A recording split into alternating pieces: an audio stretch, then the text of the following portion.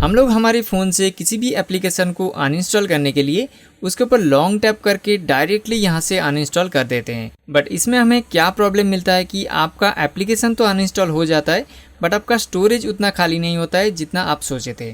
क्योंकि आप अगर इस तरह से अपनी फ़ोन से एप्लीकेशन को अनइंस्टॉल करेंगे तो डायरेक्टली अनइंस्टॉल करने से क्या होता है कि आपका फ़ोन का जो एप्लीकेशन था उस एप्लीकेशन के अंदर कुछ कैच फाइल्स, कुछ डेटा फाइल्स, कुछ आपका यूज़र फाइल्स भी रह जाता है। तो आपको उस जंक फाइल्स को प्रॉपरली क्लियर करना होता है, उसके बाद ही आपको ऐप अनइंस्टॉल करने के बाद स्टोरेज क्लियर मिलेगा।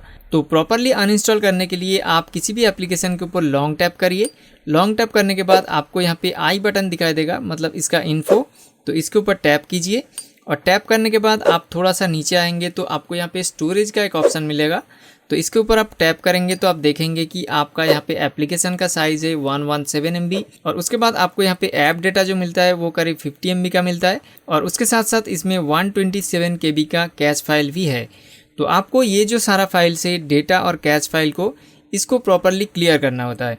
तो क्लियर करने के लिए आपको यहाँ पे क्लियर डाटा का जो ऑप्शन मिलता है इसके ऊपर टैप कीजिए और टैप करने के बाद आपका इस एप्लीकेशन में जो भी यूज़र डेटा और कैच है वो डिलीट हो जाएगा। उसका आपको एक पॉपअप मिलेगा, तो डिलीट के ऊपर टैप कीजिए और टैप करने के बाद आप देखेंगे कि आपका डेटा और कैच जो फाइल है वो ज़ीरो हो चुका है।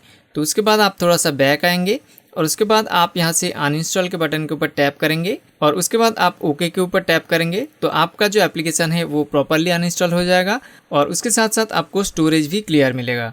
मतलब इस एप्लीकेशन में जो भी यूज़र डेटा था, जो भी जंक फाइल्स था, जो भी कैचे था, सारा कुछ डिलीट करके आप अपना फ़ोन से उस एप्लीकेशन को अनइंस्टॉल कर रहे हैं। तो आप अगर इस तरह से प्रॉपरली अपने फ़ोन से ऐप को अनइंस्टॉल करेंगे तो आपका फ़ोन का स्टोरेज हमेशा फुल नहीं रहेगा। तो आप इस तरह से अपनी फ़ोन से एप्लीकेशन को अनइंस्टॉल कीजिए।